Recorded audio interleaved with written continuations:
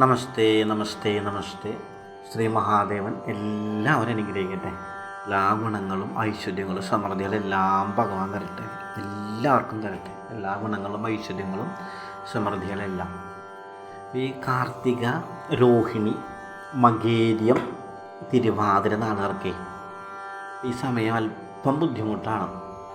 പ്രധാനമായിട്ട് രോഹിണി, തിരുവാതിര നാളിനൊക്കെ എന്ന് പറഞ്ഞാലേ ഒരു 40 വയസ്സ് കഴിഞ്ഞ ആൾക്കാരാണെന്നുണ്ടെങ്കിൽ ശാരീരിക ബുദ്ധിമുട്ട്, അതായത് വീഴ്ച, ഒടിവ്, വ്രണങ്ങൾ, പെട്ടെന്ന് ഹാർട്ട് സംബന്ധമായിട്ടുള്ള എന്തെങ്കിലും അസുഖങ്ങൾ ഇവയെല്ലാം ബാധിച്ച് രോഗശയ്യയിൽ കിടക്കാനൊക്കെ ഉള്ള സാധ്യതയുണ്ട് ഈ സമയം എന്ന് പറഞ്ഞാൽ.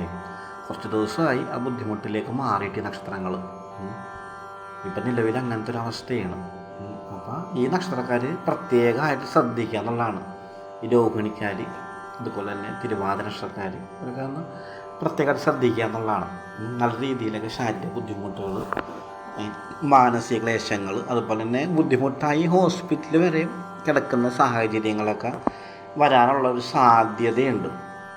അതുപോലെ തന്നെ പൂരം, ഉത്തര നക്ഷത്രക്കാർക്ക് അല്പം കൂടി അഭിവൃദ്ധി ഉണ്ടാവാനുള്ള ഒരു സാധ്യതയുണ്ട് ഈ സമയം എന്ന് പറഞ്ഞാൽ.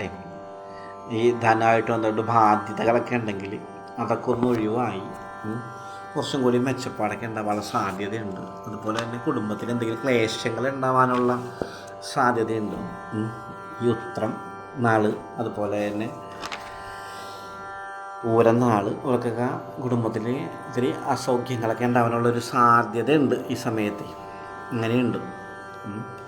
അതുപോലെ പുണർന്ന നക്ഷത്രക്കാർ, ആയില്യക്കാർ, പൂയ നക്ഷത്രക്കാർക്കൊക്കെ ജോലിയിൽ അഭിവൃദ്ധി ഉണ്ടാവും. അവർക്ക് ധനമായിട്ട് ബന്ധപ്പെട്ട അല്പം ഗുണങ്ങളുണ്ടാവാൻ സാധ്യതയുണ്ട്. അതുപോലെ തന്നെ ചെയ്യുന്ന ജോലിയിൽ കുറച്ച് അഭിവൃദ്ധി ഉണ്ടാവാനുള്ള സാധ്യതയുണ്ട്. അങ്ങനെയൊക്കെയുള്ള സമയസ്ഥിതിയാണ്. അതുപോലെ തന്നെ അനിഴ നക്ഷത്രം, അനിഴം തൃക്കേട്ട നക്ഷത്രക്കാർക്കൊക്കെ ശാരീരിക ക്ലേശങ്ങൾ ഉണ്ടാവാനുള്ള സാധ്യതയുണ്ട്. അതുപോലെ തന്നെ ധനമായിട്ട് ബന്ധപ്പെട്ട് ബാധ്യത ഉണ്ടാവാനുള്ള സന്ദർഭമാണ് ഈ സമയം. അങ്ങനെ കുറച്ച് നാളുകൾക്ക് ബുദ്ധിമുട്ടുകളും കുറച്ച് നാളുകൾക്ക് അഭിവൃദ്ധിയൊക്കെ ഉണ്ടാകുന്നൊരു സന്ദർഭം സമയമൊക്കെയാണ് ഇപ്പോൾ തുടങ്ങിയേക്കണത് ഈ ദീപാവലി ഭാവിന് ശേഷം. പ്രധാനമായിട്ട് രോഗാദുരിതങ്ങൾ ബാധിക്കാൻ പറ്റിയ നക്ഷത്രങ്ങൾ ഈ അനിഴം തൃക്കേട്ട, അതുപോലെ രോഹിണി, തിരുവാതിര, ഉത്തര നക്ഷത്രം, അതുപോലെ തന്നെ ഉത്രട്ടാതി നക്ഷത്രം. ഇവർക്ക് ചില രീതിയിലൊക്കെ ശാരീരിക ബുദ്ധിമുട്ടുകൾ ബാധിക്കാൻ പറ്റിയ സമയമാണിത്. അപ്പോൾ ശ്രദ്ധിച്ചു കഴിഞ്ഞാൽ ഈ ബുദ്ധിമുട്ടുകളൊന്നും ബാധിക്കാതെയൊക്കെ അങ്ങോട്ട് മുന്നോട്ട് പോകാൻ സാധിക്കും. ശ്രദ്ധിക്കണം ശരിക്കും. ക്ഷേത്രത്തിൽ പോയി പ്രാർത്ഥിക്കുക. മണ്ഡലകാലമാണ്. അപ്പോൾ നല്ലതായിട്ട് തന്നെ പ്രധാനുഷ്ഠിച്ച് പ്രാർത്ഥിക്കുക. ഈ ആപത്തിൽ നിന്നൊക്കെ മോചിതരാവട്ടെ.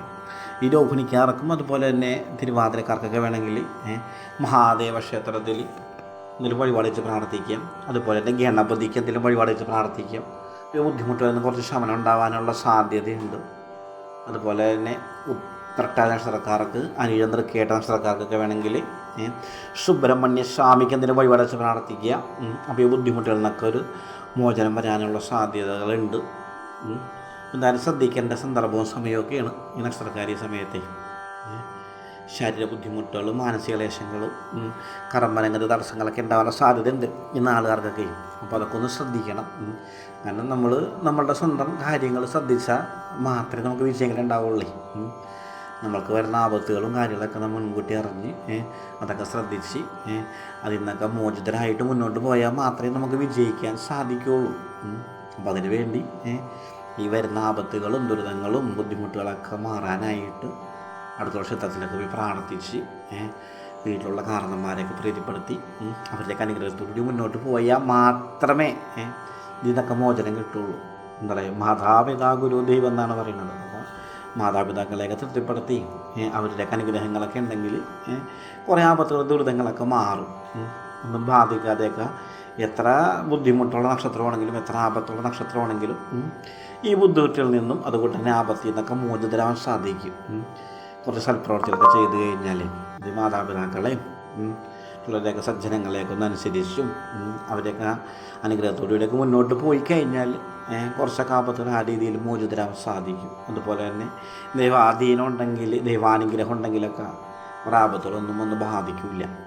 കാരണം ഈ നക്ഷത്രക്കാർ പല ജോലിയായിട്ട് ബന്ധപ്പെട്ട് ജീവിക്കുന്നൊരു ആൾക്കാരുണ്ട്. ഈ പറഞ്ഞ നക്ഷത്രക്കാർ ചില ആൾക്കാർക്കൊന്നും ബാധിക്കുന്നുണ്ടാവില്ല. അവരുടെ ദൈവാധീനവും കാരണന്മാരുടെ അനുഗ്രഹവും അവർ ചെയ്യുന്ന പ്രവൃത്തിയിലുള്ള ഗുണങ്ങൾ കൊണ്ട് ഇതൊന്നും ബാധിക്കാനുണ്ടാവില്ല. എന്തായാലും സാധിക്കുന്ന ആൾക്കാരൊക്കെ ക്ഷേത്രദർശനം നടത്താൻ പ്രാർത്ഥിക്കുക. അനാവശ്യമായിട്ടുള്ള കാര്യങ്ങളിലൊന്നും ചെന്നിടപെടാതെ കൃത്യമായിട്ടൊക്കെ മുന്നോട്ട് പോയി കഴിഞ്ഞാൽ ഇന്ന് ആളുകാർക്കൊക്കെ വിജയിക്കാൻ സാധിക്കും. കാരണം വിജയിക്കാൻ സാധ്യതയുള്ള നക്ഷത്രക്കാരാണ് ഇവരെല്ലാവരും. ഈ രോഹിണിക്കാരെന്തായാലും ശ്രദ്ധിക്കണം. വീഴ്ചകളുണ്ടാവാൻ സാധ്യതയുണ്ട്, ശാരീരിക ബുദ്ധിമുട്ടുണ്ടാവാൻ സാധ്യതയുണ്ട്. ഇതിനേക്കുള്ള അല്പം ബുദ്ധിമുട്ടുള്ള സന്ദർഭവും സമയമൊക്കെയാണിത്. ശ്രദ്ധിക്കുക. എല്ലാവരെയും ഭഗവാൻ അനുഗ്രഹിക്കട്ടെ. നമ്മൾ വീഡിയോ കാണാനൊക്കെ താല്പര്യമുള്ള ആൾക്കാർ ഈ ചാനൽ സബ്സ്ക്രൈബ് ചെയ്യുക, ഷെയർ ചെയ്യുക, ലൈക്ക് ചെയ്യുക, ബെൽ ബട്ടണൊക്കെ അടിച്ച് ഇങ്ങനെയൊക്കെ നമ്മളെ പ്രോത്സാഹിപ്പിക്കുക. നിങ്ങൾക്ക് എല്ലാ ഗുണങ്ങളും ഐശ്വര്യങ്ങളും സമൃദ്ധികളും എല്ലാം ഭഗവാൻ തരട്ടെ. പ്രാർത്ഥിക്കുന്നുണ്ട്, എല്ലാവർക്കും വേണ്ടി പ്രാർത്ഥിക്കുന്നുണ്ട്. എല്ലാവരെയും മഹാദേവൻ കാത്തോളൂ, ഒരു സംശയം വേണ്ട. കൃത്യമായിട്ടൊക്കെ ദൈവാധീനത്തിലൂടെയും ദൈവാനുഗ്രഹത്തിലൂടെയൊക്കെ ജീവിക്കാൻ സാധിക്കട്ടെ. എല്ലാവരെയും ഭഗവാൻ അനുഗ്രഹിക്കട്ടെ. എല്ലാവർക്കും ശുഭദിനാശംസകൾ. എല്ലാ നന്മകളും നേരുന്നു. ശുഭദിനാശംസകൾ.